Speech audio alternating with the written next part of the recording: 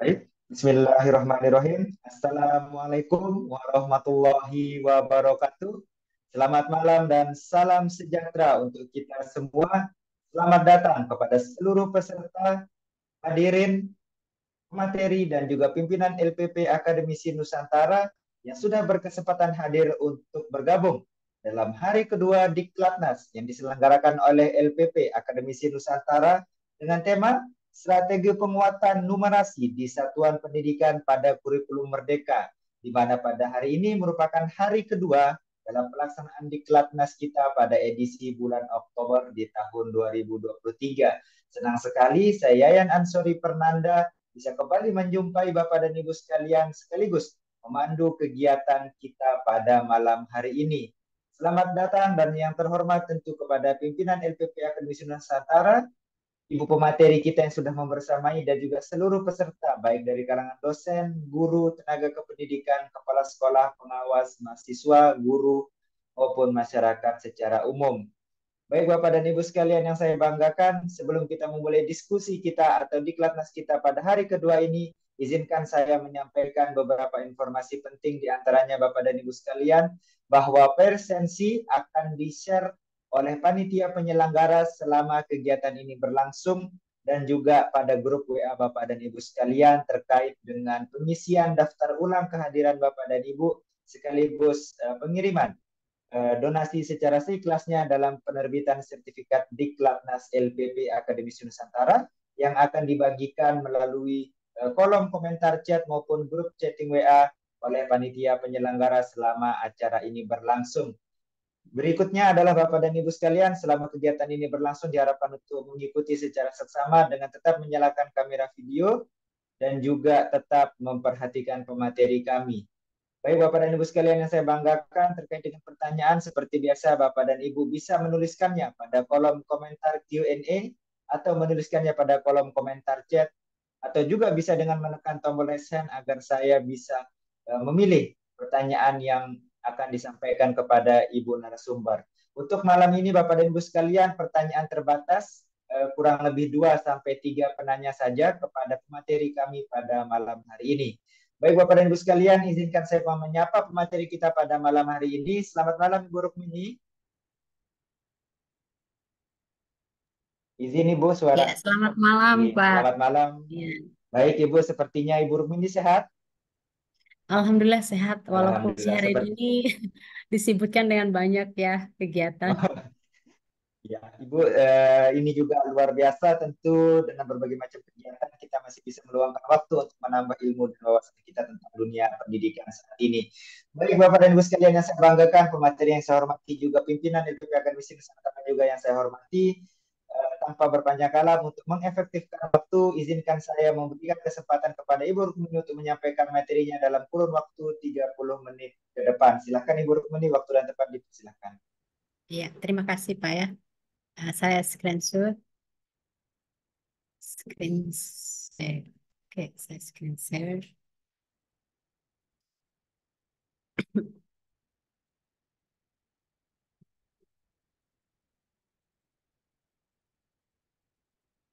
Ya. Assalamualaikum warahmatullahi wabarakatuh. Eh, Selamat malam Bapak Ibu semuanya. Senang ya bisa berjumpa kembali. Ini malam yang kedua kegiatan kita eh, terkait dengan penguatan literasi dan numerasi. Iya, baik Bapak Ibu, eh, malam ini saya akan menyampaikan tentang asesmen dan pembelajaran matematika berdiferensiasi jenjang SDMI. Ya, apa yang belakang? Yang pertama itu adalah pembelajaran matematika adalah salah satu kecakapan yang merupakan dasar bagi pemahaman ilmu pengetahuan lainnya. Namun, banyak guru menghadapi tantangan dalam mengajar matematika. Terus, untuk mengatasi tantangan ini, diperlukan pemahaman yang jelas tentang tujuan pembelajaran matematika serta solusi yang dapat diterapkan. Latar belakang selanjutnya, guru perlu menggunakan alat asesmen awal yang sesuai untuk mengukur tingkat kompetensi peserta didik sehingga dapat merencanakan pembelajaran matematika yang sesuai kemampuan dan kebutuhan peserta didik. Tujuannya, setelah Bapak Ibu mengikuti sesi ini, Bapak Ibu diharapkan yang pertama mampu memahami tujuan pembelajaran matematika, tantangannya, dan solusi yang dapat diterapkan. Yang kedua, Bapak Ibu diharapkan mampu mengukur tingkat kompetensi numerasi peserta didik dengan menggunakan alat asesmen awal yang sesuai. Yang ketiga, eh, Bapak Ibu diharapkan mampu merencanakan pembelajaran matematika dalam kurikulum merdeka yang mempertimbangkan tingkat kompetensi peserta didik. Nah, garis besar kegiatan kita malam ini Bapak Ibu, yang pertama pendahuluan, eh, terus kegiatan inti, eh, dan yang terakhir itu adalah penutup. Ya, pembelajaran matematika, tujuan tantangan kurikulum merdeka sebagai solusi. Nah, Bapak Ibu, tujuan dari pembelajaran matematika itu adalah kita membangun nalar kritis. Nah, sesuai dengan profil pelajar Pancasila. Ya, kalau profil pelajar Pancasila itu ada beriman dan bertakwa terhadap Tuhan Yang Maha Esa, terus berkebinekaan global, kreatif, bernalar kritis, gotong royong, dan mandiri. Nah, bagaimana untuk mencapainya? Ya, jadi kompetensi dalam menggunakan pengetahuan matematika yang dimilikinya untuk yang pertama itu adalah menjelaskan kejadian, lalu memecahkan masalah, atau mengambil keputusan dalam kehidupan sehari-hari.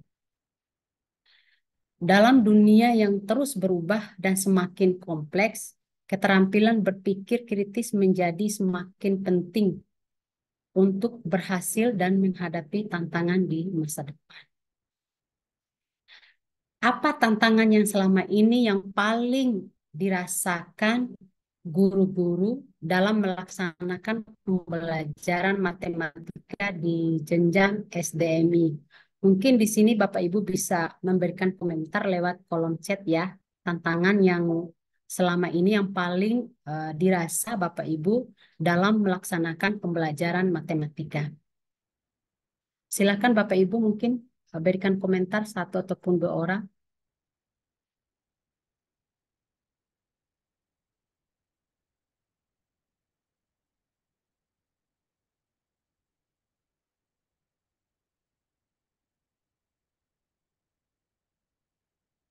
Iya, ada yang Pak Marsudi Batam minat belajar kurang.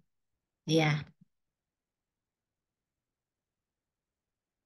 ada lagi Bapak Ibu. Ya, anak-anak SD masih sulit berhitung dalam angka yang kecil. Ibu Mediawati ya. Ada lagi hasil belajar rendah. Iya, baik Bapak Ibu ya. Ya, itulah tantangan-tantangan yang paling dirasa oleh kita seorang guru dalam melaksanakan pembelajaran matematika.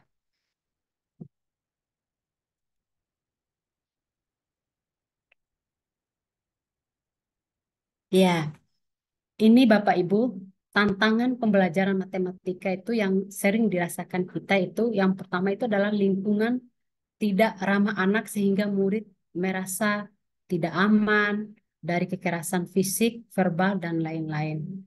Lalu tidak nyaman, komunikasi interaksi yang kurang baik. Terus tidak percaya diri sehingga mengalami kesulitan belajar. Ini untuk tantangan lingkungan belajar yang tidak ramah anak. Terus yang kedua, tantangan yang kedua itu adalah pembelajaran yang kurang bermakna, sehingga murid tidak memahami konsep, hanya menghafal prosedur atau rumus. Lalu tidak dihubungkan dengan hal-hal praktis dalam kehidupan sehari-hari. Kemudian, ya tantangan yang ketiga adalah keragaman tingkat kompetensi siswa sehingga guru kesulitan memahami ragaman tingkat kompetensi murid. Kemudian kurang siap melaksanakan pembelajaran sesuai dengan tingkat kompetensi murid. Nah, inilah tantangan-tantangan yang dihadapi guru dalam pembelajaran matematika, Bapak Ibu ya. Solusinya dari kurikulum Merdeka itu adalah Bapak Ibu, eh, kurikulum Merdeka ini mendorong pembelajaran yang berpusat pada siswa. Kemudian kurikulum mendorong guru untuk memahami siswa dan keragaman kemampuan kebutuhan melalui asesmen. Nah, ketika kita sudah melakukan asesmen, Bapak Ibu, kita akan mengetahui ya keragaman kemampuan siswa, kebutuhannya, karakteristiknya, minat dan lain sebagainya. Kemudian kurikulum Merdeka pembelajaran dilakukan secara berdiferensiasi. Nah, ini pembelajaran dilakukan secara eh, pengelompokan, ya, pengelompokan sesuai dengan tingkat kemampuan, sesuai dengan kebutuhan, minat, dan karakteristik, dengan memperhatikan keragaman kemampuan dan kebutuhan siswa. Ini asesmen Bapak Ibu ya. Coba kita asesmen awal dan formatif matematika. Ya, asesmen awal matematika merupakan penilaian kemampuan matematika murid sebelum atau di awal periode pembelajaran dengan tujuan menyiapkan pembelajaran yang sesuai dengan tingkat kemampuan murid. Ya,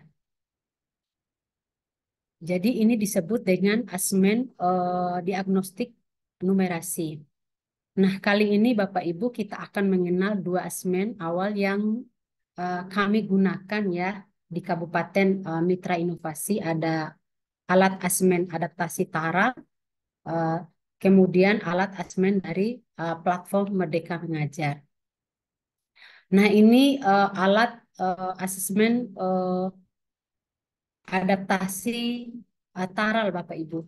Nah, ada tingkat 1 mengenal bilangan, terus tingkat 2 masih mengenal bilangan ini yang hanya untuk satuan. Terus tingkat 2 ini mengenal bilangan untuk puluhan. Terus tingkat 3 ini mengenal bilangan untuk ratusan. Nah, yang di bawah lagi Bapak Ibu ada tingkat 1, ada operasi 1 digit, penjumlahan, pengurangan, kemudian tingkat 2 operasi 2 digit, penjumlahan, pengurangan, dan operasi 2 digit dengan 1 digit perkalian dan pembagian. Nah, untuk menilai kemampuan matematika dasar pada elemen bilangan dan aljabar, kemudian geometri dan pengukuran, eh, terus analisis data dan peluang. Nah, penilaian ini Bapak Ibu dilakukan secara individu, tidak dilakukan secara kelompok kayak seperti yang saya jelaskan untuk literasi juga kemarin itu dilakukan penilaian secara individu.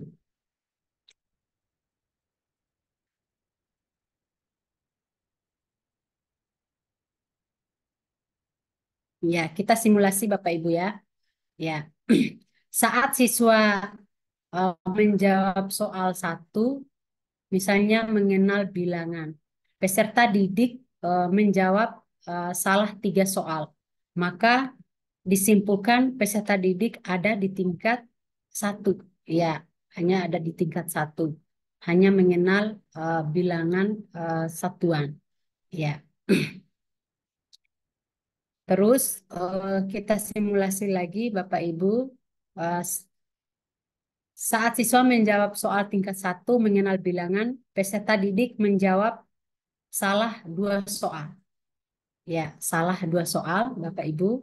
Peserta didik kemudian dilanjutkan menjawab soal tingkat 1, operasi penjumlahan pengurangan 1 digit. Ya, saat ia menjawab salah 3 soal, maka disimpulkan peserta didik ini ada di tingkat 1. Masih kita lakukan simulasi lagi, Bapak Ibu. Ya, saat siswa menjawab soal tingkat 2 mengenal bilangan, peserta didik menjawab 3 menjawab salah 3 soal. Ya, disimpulkan peserta didik berada di tingkat 1. Kemudian eh, misalnya saat siswa menjawab soal tingkat 2 mengenal bilangan, peserta didik menjawab salah 2 soal. Maka peserta didik lanjut menjawab soal tingkat 2 operasi penjumlahan eh, pengurangan 2 digit. Saat ia menjawab salah 3 soal, ya, menjawab salah 3 soal ini, maka disimpulkan peserta didik tersebut ada di tingkat 2.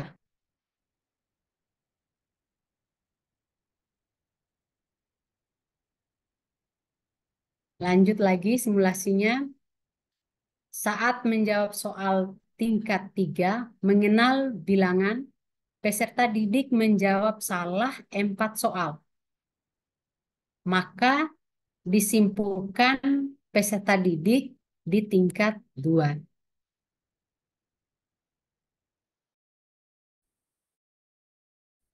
Saat menjawab soal tingkat 3, mengenal bilangan, peserta didik menjawab salah 1 soal, maka peserta didik kita lanjutkan menjawab soal tingkat 2 operasi perkalian pembagian 2 digit.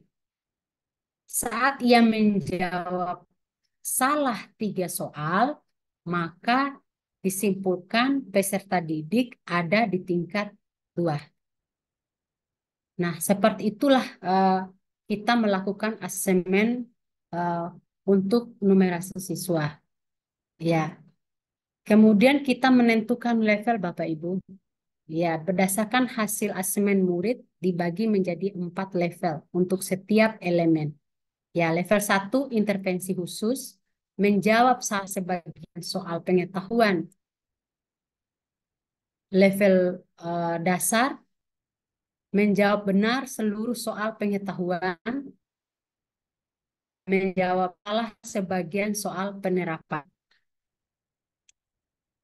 Level 3 cakap, menjawab benar seluruh soal pengetahuan dan soal penerapan. Menjawab salah sebagian soal penalaran.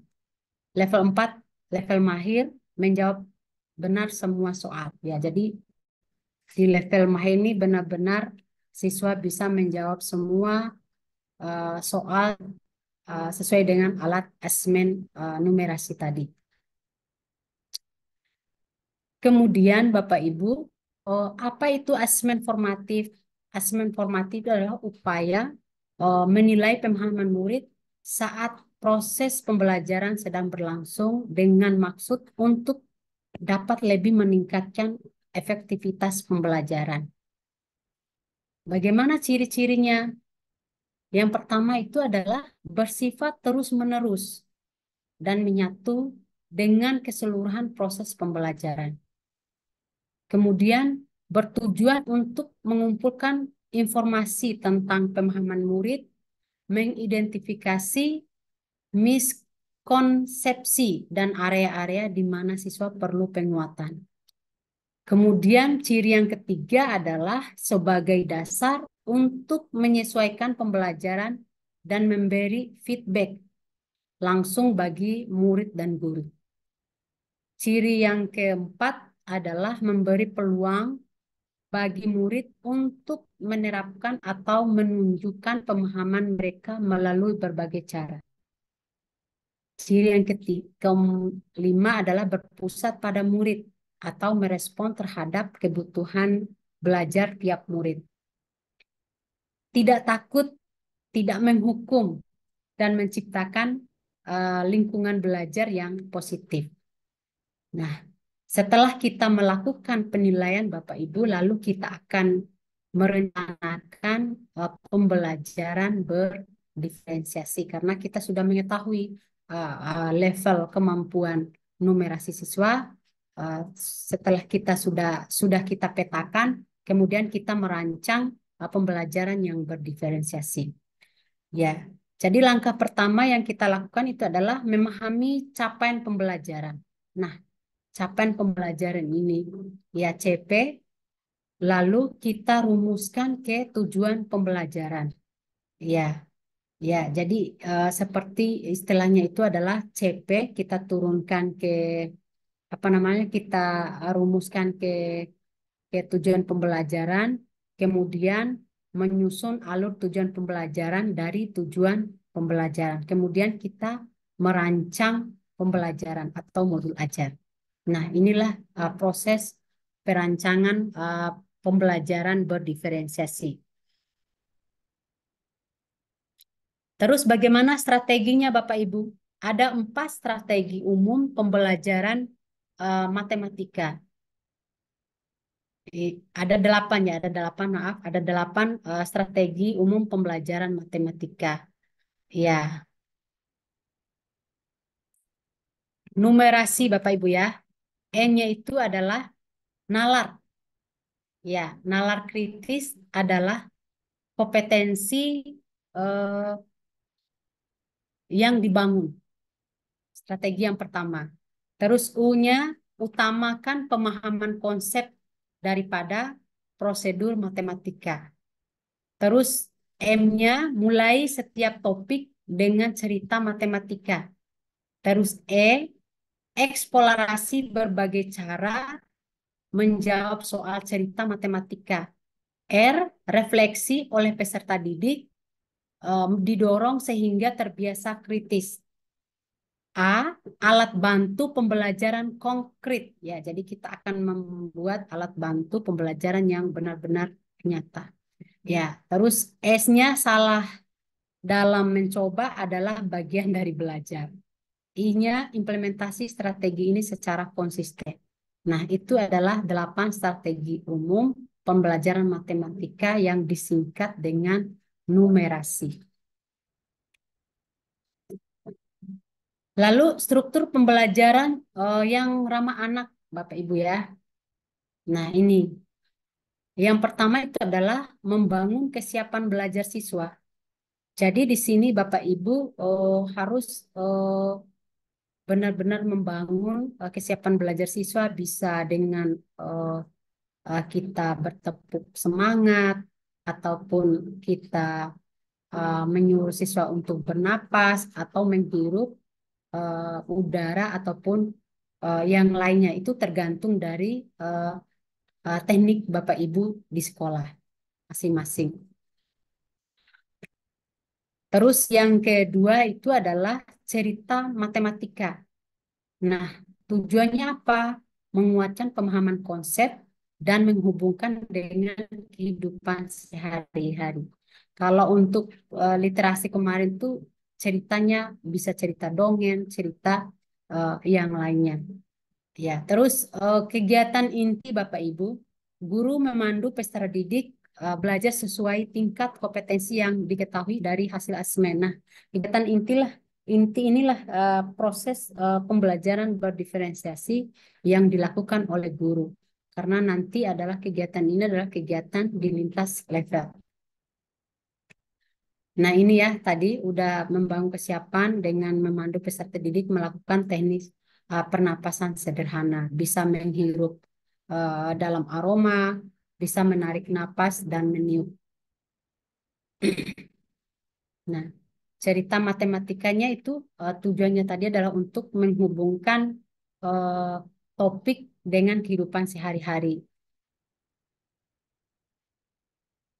Ya, cerita ini misalnya bisa diambil dari berbagai sumber buku matematika, kurikulum, dan kurikulum merdeka, dan guru dapat mengadaptasinya sesuai dengan konteks. Kemudian, bila cerita tertulis, minta murid membaca bergiliran. Selain tertulis, guru juga bisa membawakan cerita secara verbal.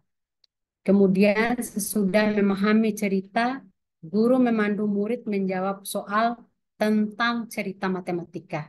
Nah, seperti ini Bapak Ibu ya. Eh, Cerita matematikanya panen jambu air. Nah, di sini nanti Bapak Ibu guru bisa bisa membacakan ataupun Bapak Ibu guru bisa menyuruh siswa untuk membaca secara bergiliran. Kemudian pembelajaran sesuai tingkat kompetensi. Nah, kegiatan inti ini bisa dilakukan dengan berbagai cara. Pembelajaran dari beberapa Kabupaten Mitra Inovasi menunjukkan bahwa kegiatan inti setidaknya bisa dilakukan dengan 3 variasi. Yang pertama itu adalah kegiatan mandiri dengan LK sesuai dengan level kemampuan. Kalau kami menggunakan itu adalah buklet ya. Uh, uh, apa namanya? Bukan aku uh, pembaca hebat ya. Jadi kami punya apa namanya buklet aku pembaca hebat. Kalau untuk Kabupaten Mitra Inovasi untuk literasi dan numerasi. Terus yang kedua, kegiatan berpasangan dan kelompok kecil dalam satu kelompok level. Yang ketiga, kegiatan kelas dengan ragam level kemampuan. Nah, itulah apa namanya struktur pembelajaran matematika. Ya, terima kasih. Silakan Pak Ryan. Baik, terima kasih Bunda atas penjelasan yang tentu sangat luar biasa pada kami pada kesempatan malam hari ini. Izin share screen-nya bisa di off-kan Bunda? Oke, Oh ya. baik. Terima kasih Ibu Rukmini atas penjelasan yang sangat luar biasa terkait dengan penguatan numerasi. Jadi kalau kemarin kita sudah membahas tentang literasi, malam ini tentu kita membahas juga tentang numerasi. Baik Bapak dan Ibu sekalian yang saya banggakan, mungkin saatnya kita beralih kepada sesi kedua, yaitu sesi diskusi atau sesi tanya jawab. Oleh karenanya, mungkin izinkan saya untuk memandu kegiatan diskusi kita. Bapak dan Ibu bisa menekan tombol raise hand atau juga menuliskan pertanyaan Bapak Ibu pada kolom komentar ataupun kolom Q&A. Baik, Bapak dan Ibu sekalian yang saya banggakan, silahkan jika ada yang ingin. Oke, Bapak Marsudi dari Batam, silahkan.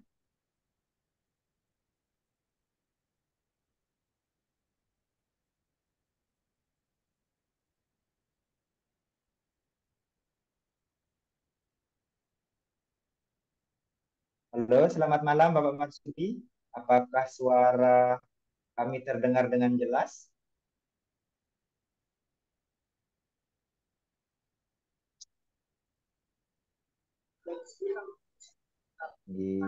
Bisa diminta tolong dinyalakan. Oke, silakan. Saya spotlight. Baik, terima kasih sudah bisa didengar. Silakan, Mas. silakan Bapak dilanjutkan pertanyaannya. Baik, terima kasih. Sangat bagus materinya dua malam ini. Satu yang jadi pertanyaan saya, di dalam pembelajaran berdiferensiasi itu masih banyak para guru itu kebingungan langkah-langkah sehingga terlihat kegiatan diferensiasi tersebut. Halo? Halo Pak, silakan. Terdengar Ya, Pak dengan silakan jelas. Pak. Baik, mohon berikan bimbingan pada kami untuk pembelajaran berdiferensiasi itu supaya kelihatan diferensiasinya itu langkah-langkahnya seperti apa begitu Bu. Karena selama ini guru walaupun sudah menerapkan kurikulum merdeka tetap mengajarnya itu sebagian besar masih paradigma lama.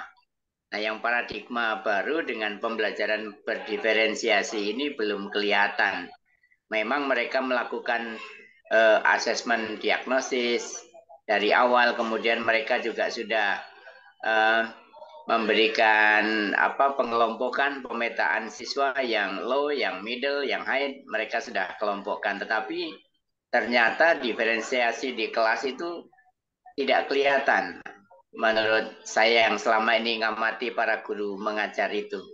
Dan beberapa pendapat mengatakan bahwa diferensiasi itu pengelompokan siswanya tidak harus berdasarkan audio, visual, kinestetik gitu ya. Tetapi model pembelajaran tingkat kesulitan materi itu diferensiasikan gitu. Jadi mohon penjelasannya Bu, bagaimana langkah-langkah guru melakukan diferensiasi di kelas, apakah memang pengelompokannya itu harus berdasarkan kesiapan belajarnya atau bagaimana? Begitu. Terima kasih. Baik, terima kasih Baik, Pak ya. Bapak Marsudi. Mungkin silahkan ditanggapi oleh Ibu Rukmuni. Iya, ya baik Pak ya. Eh, Perlu kita ketahui Pak, ada tahapan pembelajaran berdiferensiasi ataupun langkah-langkah. Yang pertama itu adalah kita harus mengenali dan menghargai keragaman siswa. Ya, bagaimana cara kita mengenali dan menghargai keragaman siswa? Yang pertama itu adalah kita menentukan tingkat kemampuan siswa dengan eh, penilaian berkelanjutan. Kemudian mengenali karakteristik siswa secara terus-menerus untuk membangun hubungan yang bermakna dengan siswa. Nah, itu ya Bapak ya. Yang pertama kita lakukan itu adalah kita harus mengenali dengan cara kita melakukan asesmen. Nah, terus langkah yang kedua yaitu adalah merancang dan menerapkan pembelajaran sesuai dengan kemampuan dan kebutuhan siswa. Ya, kita menyesuaikan materi ajar dengan kemampuan dan kebutuhan siswa, kemudian kita sesuaikan metode dan pengelompokan pembelajarannya, kemudian kita sesuaikan target, hasil, dan penilaian belajar. Terus itu hanya 2 langkah itu saja yang dilakukan oleh Bapak Ibu guru dalam menerapkan pembelajaran berdiferensiasi. Jadi yang pertama itu adalah kita harus mengenali dan menghargai keragaman siswa.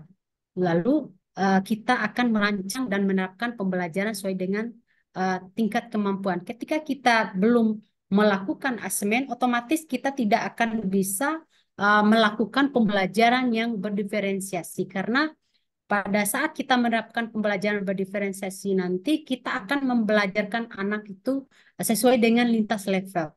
Nah, seperti itu Bapak, terkait dengan langkah-langkah pembelajaran berdiferensiasi.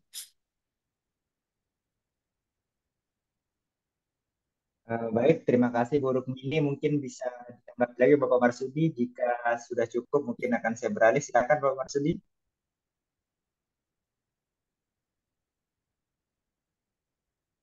Suaranya Bapak Marsudi, suara dari aplikasi Bapak bisa diaktifkan dulu.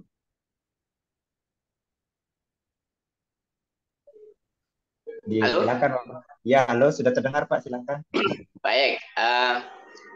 Jadi misalnya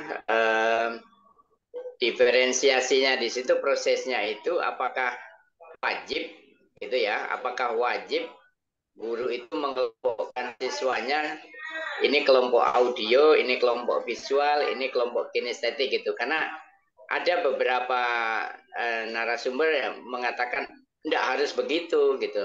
Tapi yang didiferensikan Iya. itu materinya begitu, Bu. Ya, tetapi kita melihat lagi Pak, kita melihat lagi prinsip kurikulum merdeka karena ruhnya kurikulum merdeka itu adalah pembelajaran yang berpusat pada siswa. Nah, pembelajaran berpusat pada siswa itu adalah salah satunya itu adalah merancang dan memfasilitasi pembelajaran yang berdiferensiasi. Artinya eh, tidak lagi anak-anak itu dibelajarkan secara seragam dalam satu kelas, tetapi mereka itu diberikan pembelajaran sesuai dengan tingkat kemampuan, sesuai dengan minat, bakat, dan karakteristik. Nah, seperti itu mungkin wajib, Pak ya, karena itu adalah rohnya kurikulum merdeka.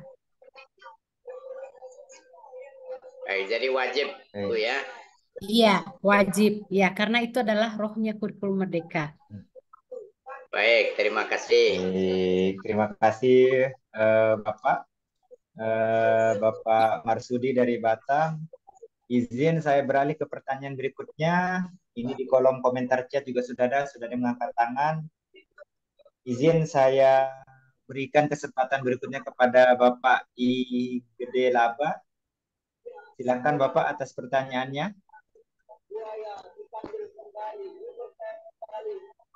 Halo, selamat malam Bapak I Gede Laba. Silakan dengan pertanyaannya.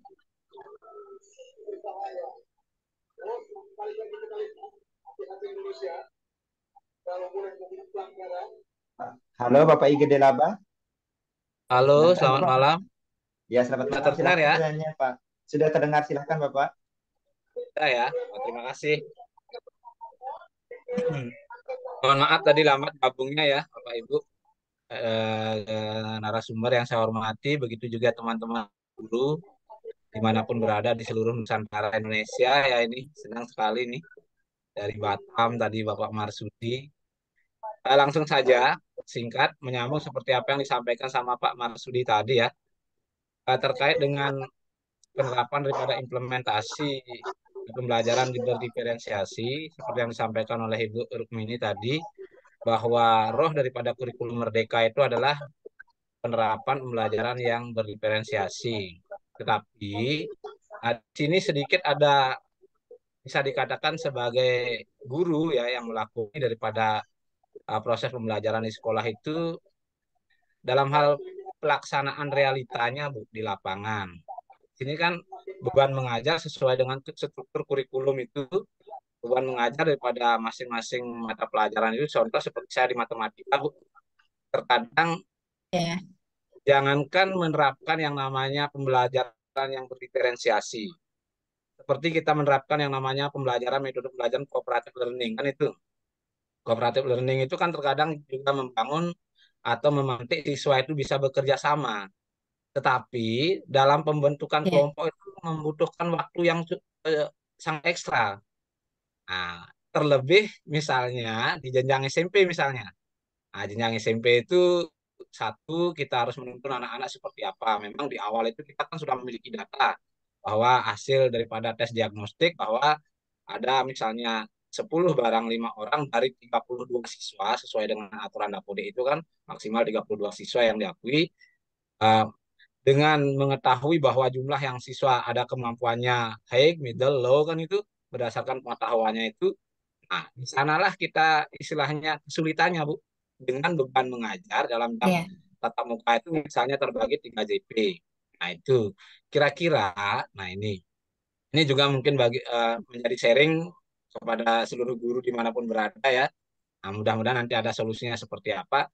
Eh, dengan penerapan model pembelajaran yang berdiferensiasi, nah, itu pun nanti lebih juga terkombinasi dengan metode pembelajaran cooperative learning.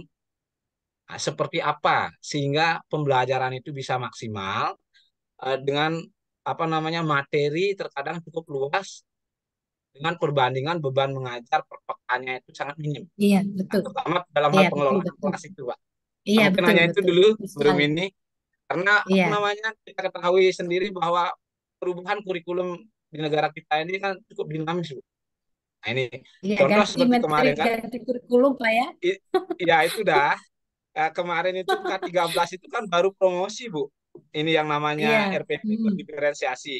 mm, Guru-guru betul, kadang baru betul. mempelajari, bahkan Mm, belum paham betul guru-gurunya itu RPP model mm, berdiferensiasi, udah berubah lagi ke kurikulum merdeka. Kurikulum merdeka iya, itu sekarang guru ini lagi sedang-sedang sibuknya di samping PPG juga guru penggerak, termasuk sekolah iya, penggerak, Bu. Sekarang sekolah saya itu iya. sekolah penggerak. Nah, Oh, Masya inilah Allah. yang Iya, menjadi sedikit kita satu di satu sisi memang di mata kita adalah kita sebagai guru itu memang sih mengejar karir, tetapi terkadang dilemanya itu siswa terkadang menjadi korban. Nah, ketika kita studi mm, banding, ada kegiatan dan lain sebagainya. betul, betul. Nah, inilah sedikitnya miris sedikit kita di bawah, Mm, Bu. Mungkin hanya itu, mungkin dari Bu Rukmini bisa memberikan pencerahan seperti apa solusinya. Kita juga Bapak Ibu yang lain nanti juga sharing. Nah, mungkin hanya itu yang saya mm, sampaikan, Bu. Namun pencerahannya. Ada suatu yang sampaikan iya. terima kasih. Yang kembalikan kepada pengantar acara. Terima kasih. Baik, terima kasih. Mungkin bisa langsung ditanggapi oleh Ibu Rukmini. Iya, iya, iya betul sekali Pak ya. Kadang kita itu dilema semua Bapak Ibu ya. Kadang pada saat kami memfasilitasi terkait dengan implementasi kurikulum Merdeka ini, ada guru yang bilang ganti menteri, ganti kurikulum. Nah seperti itu. Tetapi Bapak Ibu apapun So, kurikulumnya, eh, arah titik fokus kita itu adalah untuk siswa, ya, untuk siswa. Kembali lagi untuk siswa. Semua kurikulum itu sama, Bapak Ibu sebenarnya. Ya, tujuan utama kita adalah bagaimana siswa itu bisa. Nah, seperti yang dirasakan sama guru kami di sekolah, Pak, ya, ketika menerapkan pembelajaran berdiferensiasi ini, bebannya itu luar biasa. Karena kan rasio jumlah siswa yang ada di kelas itu ada bervariasi, Pak. Ada yang satu kelas itu 45 orang, ada yang 35, 32, dan lain sebagainya. Nah, eh, yang mengajar di dalam satu kelas itu hanya satu guru saja, misalnya satu mata pelajaran. Sedangkan pembelajaran berdiferensiasi itu adalah pembelajaran yang melakukan pengelompokan, ya. Pengelompokan sesuai dengan tingkat kemampuan siswa, sesuai dengan karakteristik dan minat siswa. Nah, misalnya kita kelompokkan dalam satu kelas itu kita kelompokkan 4 kelompok misalnya, karena kan level apa namanya kemampuan siswa untuk kurikulum Merdeka itu ada 4, ya, ada level intervensi khusus, ada level pemahaman dasar, level cakap dan mahir. Nah, kita coba apa namanya kelompokkan dalam satu kelas itu 4 kelompok. Otomatis nanti satu guru akan menangani 4 kelompok ini. Pasti kewalahan Bapak ya, ya kewalahan sekali ya dalam mendampingi siswa. Nah, bagaimana trik seperti yang kami lakukan di sini Bapak Ibu? Ya, jadi siswa yang sudah berada di level eh, cakap dan mahir akan menjadi tutor sebaya. Ya, akan mendampingi teman-teman yang di level 1 dan level 2 itu. Sehingga nanti gurunya tidak terlalu terbeban begitu. Nah, juga pada saat kita membuat modul ajar itu Bapak Ibu, kita benar-benar uh, membuat modul ajar itu sesuai dengan tingkat kemampuan siswa. Ya, misalnya kemampuan rata-rata kemampuan siswa kita di sekolah itu kita tidak bisa memprediksinya, Pak, tetapi kita harus melakukan asesmen dulu. Ya, ketika kita sudah melakukan asesmen baru kita akan petakan. Misalnya untuk yang level level 1, level 2 ini benar-benar anak itu masih apa namanya levelnya masih rendah dibandingkan teman yang lain. Jadi kita akan membuat modul ajar dengan materi yang esensial, materi yang mendasar. Ya, tetapi kami sudah mencoba menerapkan begitu, tetap kewalahan, Pak. Kami belum menemukan solusi yang tepat ya terkait dengan penerapan pembelajaran berdiferensiasi ini. Ya, jujur, Pak ya, kami juga di sini belum menemukan solusi yang tepat ya. Eh, eh, terkait dengan penerapan pembelajaran berdiferensiasi. Mungkin ada guru atau Bapak Ibu yang hadir di sini bisa memberikan uh, atau bisa berbagi ya terkait dengan mungkin saya bisa belajar dari Bapak Ibu uh, karena kan sesi ini adalah sesi diskusi Bapak Ibu ya. Mungkin ada yang bisa membantu ataupun bisa memberikan komentar. Karena saya juga sudah beberapa kali mendampingi sekolah, bahkan sekolah saya sendiri menerapkan kurikulum Merdeka itu masih belum maksimal ya untuk pembelajaran berdiferensiasinya. Apalagi Pak yang sekolah penggerak tadi itu Masya Allah luar biasa. Ya, itu Pak ya. Baik, mungkin terima kasih atas tanggapan dari Ibu Rukmini. Mungkin bisa ditanggapi oleh Bapak Ige Delaba. Sudah cukup Bapak Ige Delaba. Halo Bapak Ige Delaba, apakah suara kami masih terdengar dengan jelas?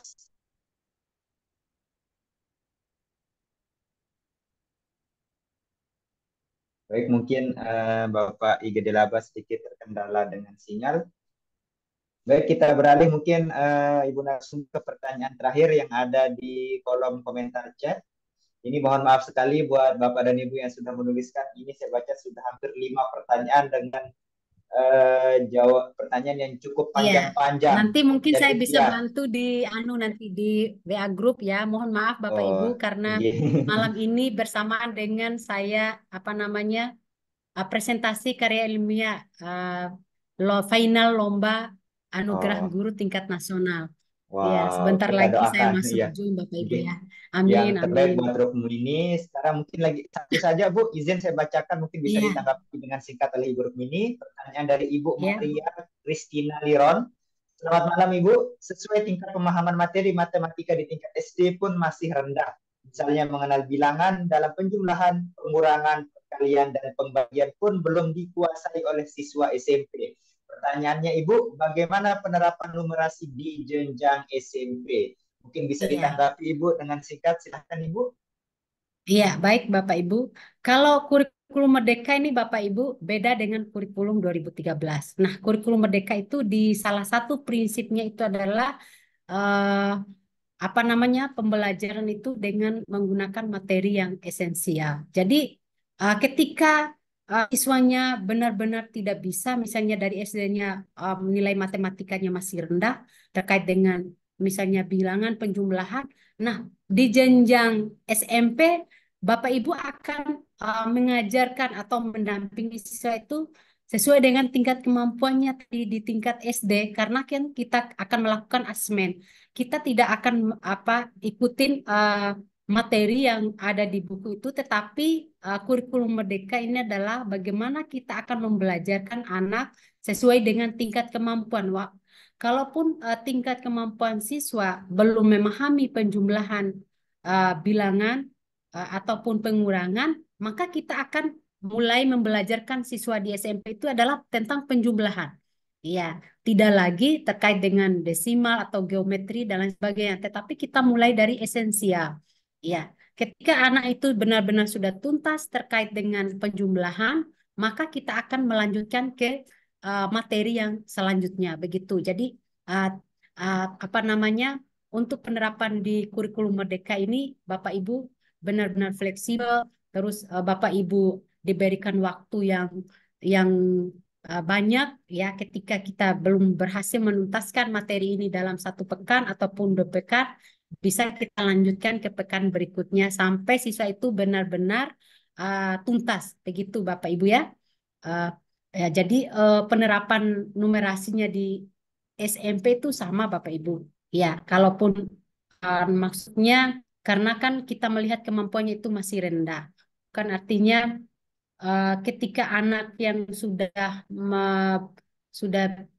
namanya sudah mahir matematika, kita membelajarkan sama dengan materi untuk anak-anak yang baru mengenal ataupun hanya bisa menjumlahkan penjumlahan bilangan hanya puluhan ataupun ratusan. Jadi prinsip kurikulum Merdeka itu adalah memberikan materi yang esensial, materi yang mendasar. Jadi jangan menggunakan materi-materi yang agak sulit ketika anak itu kemampuannya itu masih rendah. Ya, begitu.